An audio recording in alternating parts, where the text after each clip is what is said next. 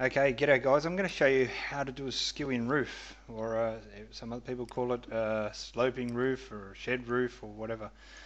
There's a couple of situations where a roof needs to work in different ways. So having a Skillion roof or a sloping roof around this top section here could clearly have an overhang on all sides.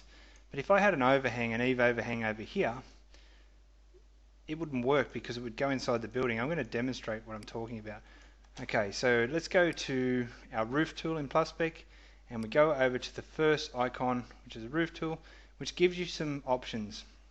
We've got pitch, so I'm going to change it to 9 degrees, and we've got what type of roof, it's metal, tile or slate, our fascia height, our eave or soffit overhang, we've got our capping if we need be, the gutter, we have our rafter height, which could change according to the fascia, and we've got our batten thickness, which would hold the tin on. And you don't need to know about any of that, you can just start drawing if you please. Do you want to include a ceiling, yes or no? Is it an existing roof, so you might not want to estimate it. You might want to know things about like changing the metal colour and so on, and the iron of the gutter or the iron. Let's just get back into drawing a roof. Okay, so first things first, the computer needs to know where the low point starts. So I'm going to start here, which means that my gutter, or the lowest point of the roof, would be on that axis. Now I'm just going to trace around without pushing anything on my keyboard. I'm simply just clicking on the external corners. Okay, you'll notice, as I said, where I started, the gutter came in the low point. And I have an overhang on all sides. So if I looked at it in plan and elevation, you can see that we have an overhang over here, and we have an overhang over here as well, and here. Okay, let me go back to all. Okay, now if I did that in here, I'm going to show you what would happen. Now that's no good, that doesn't work. The roof's protruding through the existing house. So I'm going to go Control Z, which is undo. I'm going to start again. I'm going to start from here. I want an overhang there. I'm going to start from here. I want an overhang here. Now I'm going to push Control. Notice the line went a bit thicker. Control and hold down Control and there. Now I don't have an overhang that goes inside of the existing building. Yet I have an overhang where I didn't push Control. Alright, so that's the best way to achieve that result. And the more complex we got, the easier it is. So let's have a look. Let's just pull this wall out a little bit more, and we'll say push this down, and we'll pull this one out like this. I'll start the gutter down here, so I'm going to go back to my roof tool, go back to my Skillion roof. I'll leave the pitch as it is. I'm going to start here, I go up here, I want an overhang there, I want overhang there, Control, I don't want overhang there, I don't want overhang here, I don't want overhang here, and I do want it there. Okay, now we can see the solution. Let's go back to the top roof.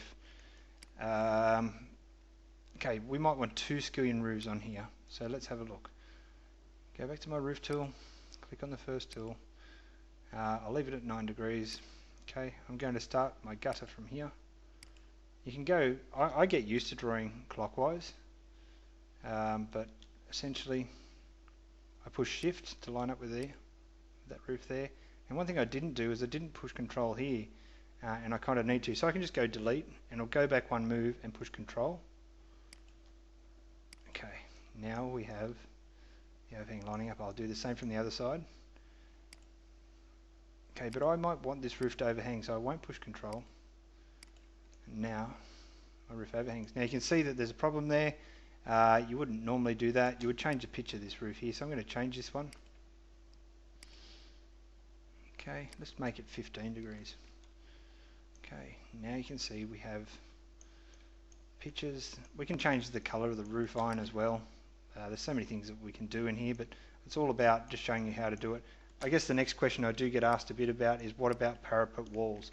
Now this is just, I'm just using SketchUp here because I don't want to confuse you guys with this particular thing. All I want to do is just demonstrate how to do parapet walls and so on. Now this is just SketchUp, and I use SketchUp for my preliminary bulk outs most of the time and get the form and size that I'm after.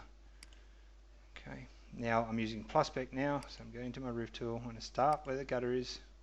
If I didn't want an overhang there, I would push Control on the first one, but I did. So I'm just holding down Control, clicking on the lines, and voila. Okay, we can change the pitch of that roof so it's covered by the parapets. So I'm going to take a bit of a guess. I'm going to drop it back down to say 3 degrees. Right, I could have got away with a little bit more, but it's probably ideal for a parapet wall. Yeah. The rest of the walls simply trace around with PlusSpec. It's very quick and easy once you're happy with the form, size and function. Alright guys, cheers.